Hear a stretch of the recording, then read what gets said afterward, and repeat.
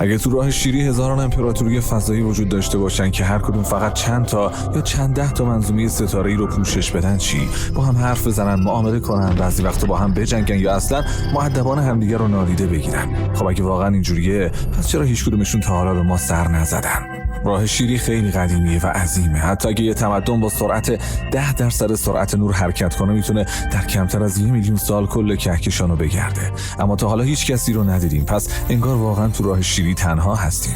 برای این فکر رو کلی فرضیه و حدس بنا شده. معمولا وقتی دانشمندا دنبال جواب آدم فضایی‌ها کجا میگردن، فرضشون اینه که تکنولوژی قراره انقدر پیشرفت کنه که فتح فضا کار راحتی بشه. اما اگه داریم از پایه اشتباه فکر میکنیم چی؟ اگه جهان پر از حیاته اما فضا به هر حال حتی برای خیلی پیشرفته ها هیچ وقت آسون نیست چی؟ اگه آدم فضایی ها خیلی آروم و کند دارن تو فضا پخش میشن، درست مثل وقتی که انسان ها کم کم از طریق دریاها گسترش پیدا کردن چی؟ بیایید تنها چیزی که تا حالا داریم رو نگاه کنیم. خودمون. کهکشان مثل یه اقیانوس پر از جزیره است. اوشیانیا یه منطقه است با 10,000 جزیره که در میلیون‌ها کیلومتر مربع پخش شده و وسطشون یه دریای مرگبار و خشنه. یه جورایی شبیه همون راه شیری خودمونه. حدود 5,000 سال پیش انسان‌ها شروع کردن به استعمار اوشیانیا، مخصوصاً پولینزی‌ها. کارایی کردن که باور نکردنیه، اونم بدون هیچ تکنولوژی مدرنی. میرفتن تو دل خلأ بیکران به امید اینکه یه جزیره پیدا کنن و صاحبش بشن یا اون وسط بمیرن. ولی بیشتر جزیره‌های اقیانوس آرام فقط یه مشت سنگ خیس بودن با یه ذره مرجان، شاید 1-2 تا نخل. اگه خیلی خوش شانس بودن چند تا پرنده اونجا توقف کرده بودن. بعضی جزایری که بیشتر سبز بودن هم اونقدر منابع نداشتن که آدما بتونن اونجا راحت زندگی کنن. برای همین هنوز هم خالی از سکنن. بعد اون جزیره‌های خوب بودن، همونایی که پولینزی‌ها رفتن اونجا، تمدنشون رو پخش کردن و جامعه ساختن. بعضیاشون متحد شدن و یه پادشاهی درست کردن که چند تا جزیره رو شامل میشد.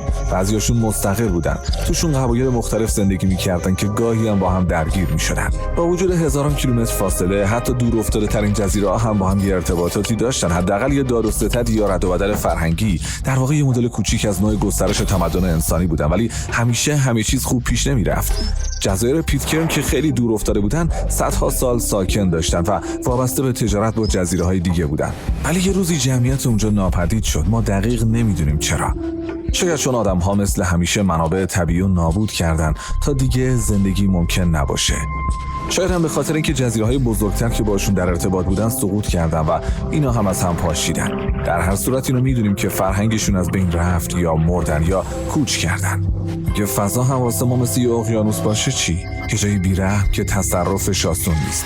ممکن آدم فضایی‌ها هم مثل همون پولینزی‌ها پخش بشن، آروم و سخت. راستش جهان خیلی جای تلخیه. تو راه شیری حدود 200 میلیارد منظومه ستاره‌ای هست و تقریبا همشون سیاره دارن. تخمین ها میگن ممکنه بین 300 میلیون تا 10 میلیارد سیاره سنگی قابل سکونت وجود داشته باشه. همون جایی که آب میتونه مایع بمونه. واقعا جذابه. مگر اینکه بدونی بیشترشون افتضاحن، یا داغ و پر از گدازن، یا مرده و یخ زدن، یا صرفا یه تیکه سنگ خالی هن که یا پر از تشعشع یا هواش سمیه. راحت میشه فراموش کرد، ولی ونوس و مریخ هم شبیه زمینن. مریخ واسه آدما قرار مرز بعدی باشه و خب باحال به نظر میاد، ولی خاکش سمیه، تشعشعش کشنده است و جاذبه کمش مریضت میکنه.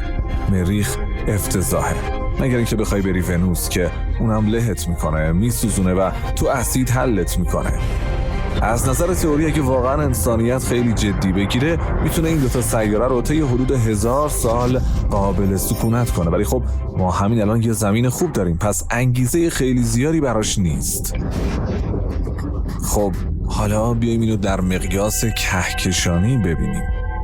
اگه راه شیری اقیانوس بزرگ باشه، پر از جزیره است. بیشتر سیارها مثل مریخ و ونوسن، سنگ خشک یا تیکه های مرجان، جایی که هیچی رشد نمیکنه و همه چی میخواد بکشتت. فکر کن سوار یه سفینه نسلی بشی، 100 سال یا بیشتر تو راه باشی و بعد برسی به یه منظومه و تهش فقط یه مریخ باشه یا بدتر یه ونوس. چه ضد حالی. قابل سکونت کردنشون انقدر انرژی و منابع میخواد که اصلا نمیارزه. شاید دلیل اینکه هیچ تمدنی کل کهکشان رو تسخیر نکرده اینه که واقعا نمیصرفه. البته ممکنه بگی اگه یه تمدن خیلی پیشرفته باشه با منابع بی‌نهایت، میتونه همه چیزو خودکار کنه، ربات بفرسته یا یه سری جنین رو با کشتی‌های خودکار ارسال کنه. ولی اگه اینقدر آسون بود تا حالا کسی این کارو کرده بود، مگه نه؟ پس یا واقعا ما تنهاییم یا فضا خیلی سخت و پیچیده است. تو فکر کردن به تمدن‌های فضایی باید کلی فرضیه داشته باشی، ولی در این ویدیو فرض رو میذاریم که فضا حتی واسه پیشرفته ترین تمدن‌ها هم سخته. حالا تازه داریم وارد فاز باحال ماجرا میشیم. چی میشه اگه آدم فضایی‌ها فقط دنبال سیاره‌های خیلی خوب باشن؟ یعنی فقط همونا رو استعمار کنن و یه امپراتوری جزیره‌ای درست کنن، درست مثل پولینزی‌ها. هزاران امپراتوری کهکشانی. هر ستاره برای خودش تو کهکشان میچرخه و هیچ همسایگی همیشگی نیست. تو بعضی منطقه ها ممکنه چند تا سیاره خوب کنار هم باشن و یه جایی هم فقط بدبیاری و هیچ خبری نیست.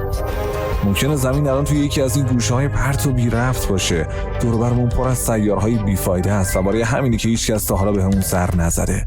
ما ممکنه جزیره پیتکورن باشیم، اینقدر تنها که کسی نمیدونه اینجاییم و کسی هم بهمون اهمیتی نمیده. ولی یه جای دیگه تو راه شیرین ممکنه اوضاع خیلی بهتر باشه. اونجا یه تمدن پیشرفته میتونه راحت از یه سیاره خوب بپره به بعدی و امپراتوری متصل درست بکنه. امپراتوری هایی که از دنیایی به دنیای دیگه میرن با کلی ماجراجویی و چالش، حتی تو بهترین سیاره ها. آیا باید سیاره ها رو کامل تغییر بدن و شبیه سیاره خودشون کنن؟ با میکروارگانیسم ها و اکوسیستم های فضایی چی کار میکنن؟ لازمه همه چیز رو بسوزونن و شبیه خونهشون کنن یا میتونن خودشون رو وفق بدن؟ چند قرن طول میکشه تا یه سیاره واقعا خونهشون بشه؟ این امپراتوری ها در مناطقی که پر از سیاره خوبه احتمالاً با هم برخورد میکنن.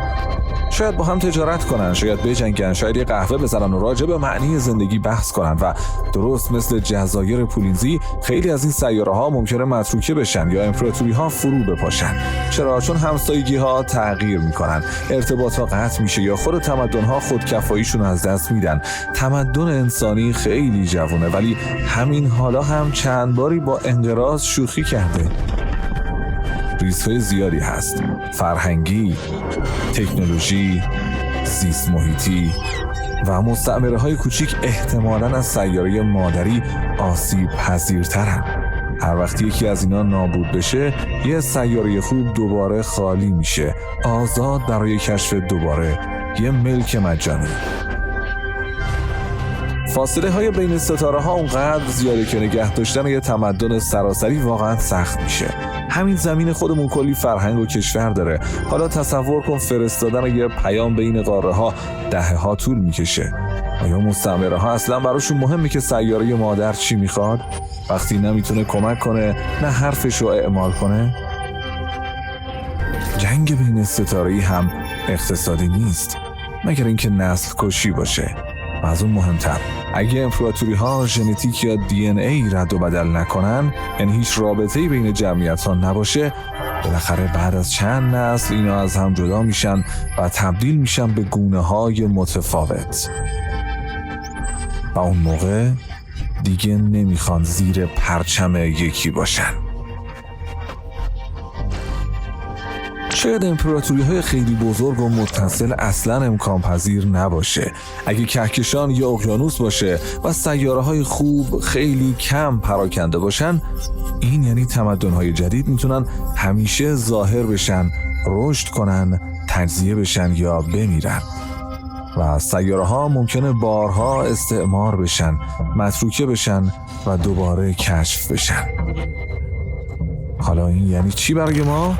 شاید فکر میکنیم تنها هستیم فقط چون الان توی یه گوشه دور افتاده ایم، ولی شاید اون دورها هزاران دنیای پر از تمدن‌های مختلف وجود داشته باشه که یه روزی کم کم بهشون نزدیک میشیم.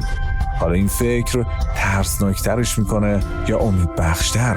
خوبه که وقت داریم تا خودمون رو جمع جور کنیم قبل از اینکه با بقیه روبرو بشیم، یا تراژدیه که ممکنه خیلی دیر بتونیم همسایه هامون رو ببینیم.